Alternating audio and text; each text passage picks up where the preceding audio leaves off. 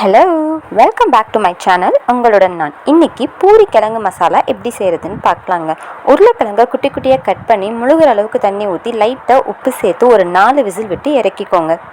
கிழங்கு வெந்ததும் வேற ஒரு பிளேட்டுக்கு மாற்றிட்டு அதே பிளேட்டில் 2 ஸ்பூன் ஆயில் விட்டு 2 கிராம்பு, ஒரு பட்டை, அரை ஸ்பூன் கடுகு பொரிஞ்சதும் உடைச்ச உளுந்து, கடலப்பருப்பு போட்டு நல்லா மிக்ஸ் பண்ணி விட்டுட்டு ஒரு பெரிய சைஸ் வெங்காயத்தை ஸ்லைஸாக கட் பண்ணி ஆட் பண்ணிக்கோங்க.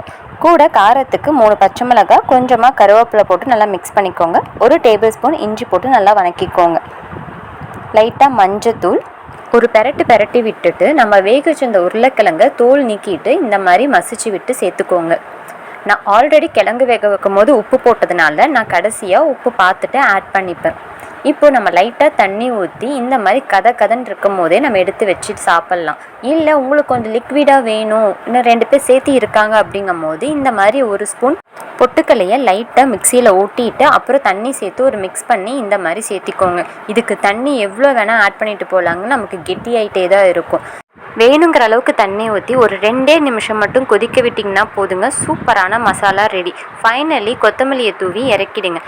இப்போ பூரி நல்லா புஷ்ஷுன்னு பொரிச்சு சுட பிளேட்டில் எடுத்து வச்சு சாப்பிடுங்க. அவ்வளோ சூப்பராக இருக்குங்க. மோஸ்ட்லி நைட் டைம் பூரிலாம் சாப்பிட வேணாம், எந்த ஆயில் ஐட்டமுமே சாப்பிட வேணாம். மார்னிங் டைமில் ட்ரை பண்ணி பாருங்கள். உங்களுக்கு இந்த வீடியோ பிடிச்சிருந்தா லைக் பண்ணிக்கோங்க, சேனலை சப்ஸ்கிரைப் பண்ணிக்கோங்க. தேங்க்ஸ் ஃபார் வாட்சிங்.